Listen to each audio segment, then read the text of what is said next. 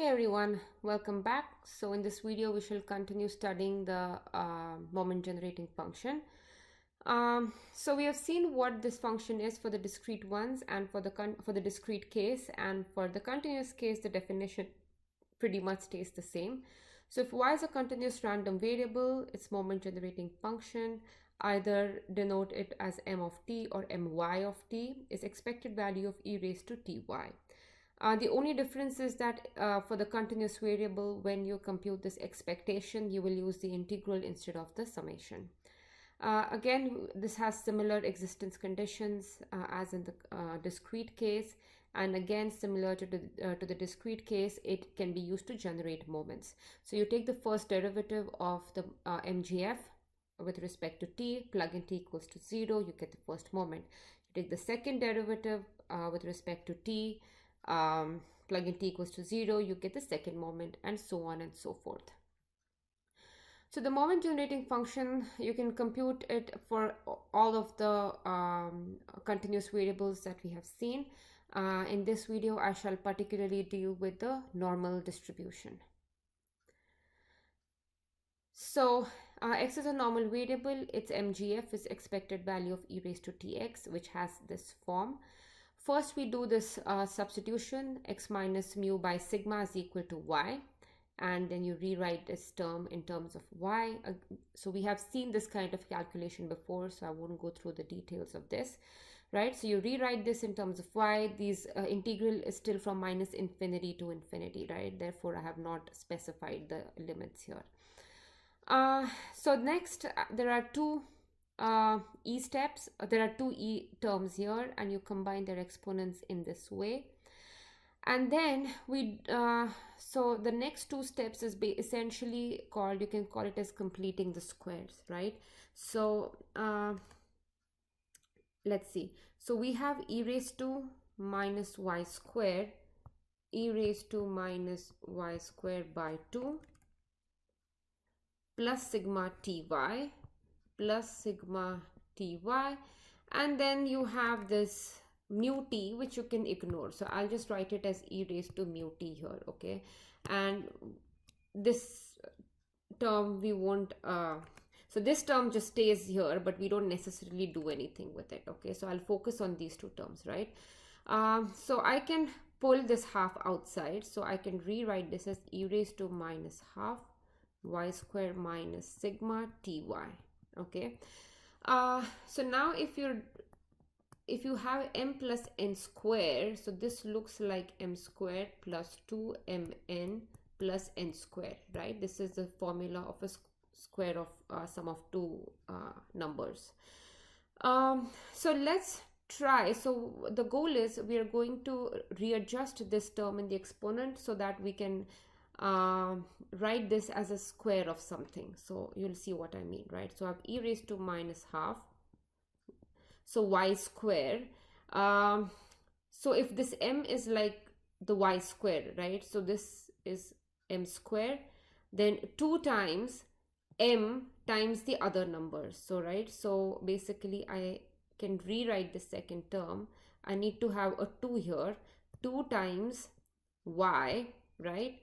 And then I can do t by 2, right? T sigma by 2.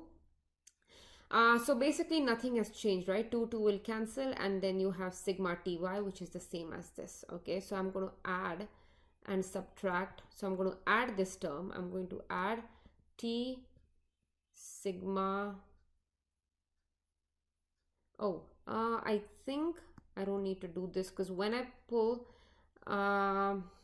so there was no 2 here, so there should have been a 2 here, right? Because I pulled 2 outside in common, my bad. So yeah, so 2 times y and t sigma. So I'm going to add t sigma square, and I'm going to subtract the same thing, t square sigma square, okay? So basically this term in this bracket and this bracket in the lower term are exactly the same, right?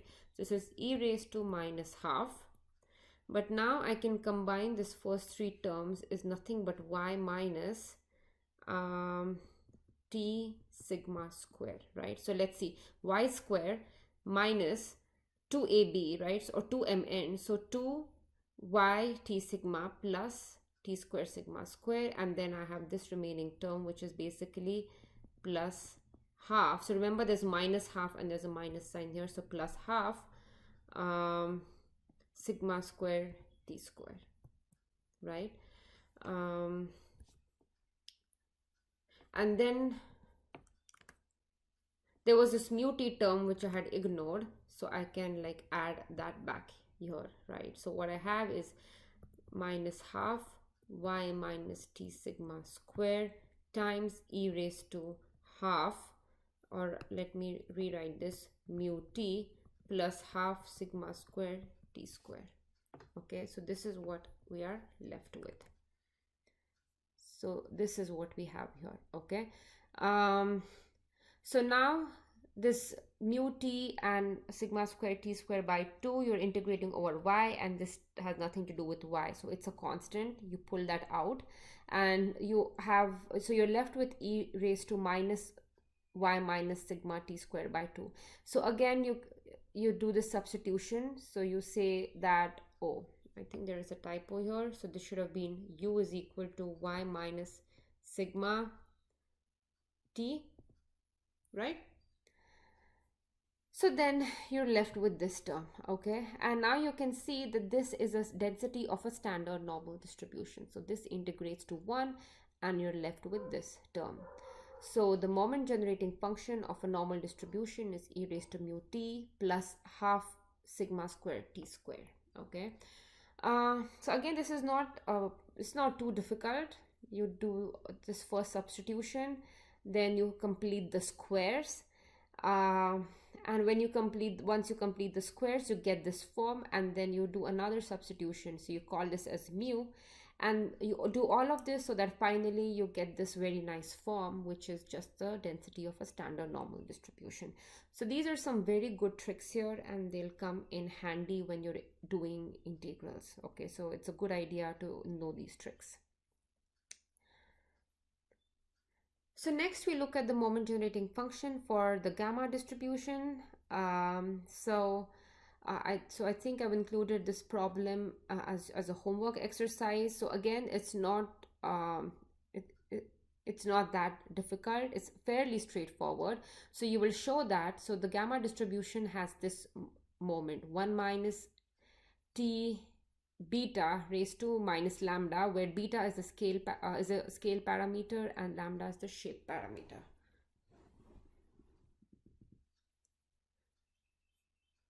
So you'll be showing this in your homework, but for now assume that you know that this is the moment generating function of the gamma distribution. Okay, so let's take a look at this problem. So x is gamma with shape parameter lambda, scale parameter beta. So we know that mxt is 1 minus t beta raised to minus lambda, right? 1 minus t beta raised to minus lambda. So the question is, find the distribution of cx. Now x is gamma, and we don't know if x were normal, we know that c times x is again a normal distribution, but we don't know any such result for the gamma distribution, right? So let's see, right? So it says find the distribution of cx, where c is a constant. So basically, if you if you say y is equal to cx, we need to find the moment generating function of y. So you see, so myt, right, is e raised to ty. This is just a definition of the moment generating function. However, y is c times x, right? That's the right? So y is just c times x. So we have this. So this is basically expected value of e raised to ct times x, right? So I'm just like rearranging. Well, I'm not, these two terms are exactly the same, so I've repeated this by mistake. So however, you can see that this is just the moment generating function of x at ct, right? So if you were to mx of t is expected value of e raised to tx, right? And now if I do mx of ct, so instead of t, I have ct. So this is expected value of e raised to ctx, right? So mx of c at ct. But I know that mx at ct is just this, right? 1 minus, now instead of t, it is ct times beta raised to minus lambda, right? In other words, I mean, not in other words, but you can combine this c and b together, and myt has basically this form, right? So this form 1 minus t c beta right, and we know that the moment generating function of gamma distribution is 1 minus t beta raised to minus lambda, right? So we want to compare. So you can see that so beta was a scale parameter. So if instead of scale parameter beta, if your scale parameter is c times beta, right? So what I'm trying to say is, if y is gamma with scale parameter c times beta and shape parameter is lambda, then myt is going to be 1 minus t c beta raised to minus lambda, right? Which is exactly this form. Okay. So again, you start with the moment generating definition of the function, y is equal to cx, right? Then you realize that this is just the moment generating function of x at time ct, not time, at point ct. And we know that mx of at ct has this form, right? From the previous problem, we know what the moment generating function of x looks like. But now if you just pretend that if the scale parameter is c times beta instead of beta, that means you have t and c of beta. This would be the moment generating function of a gamma distribution with shape parameter lambda and scale parameter c beta, right? So you can use the moment generating function to identify the distribution of a linear transformation. So that is all for this video.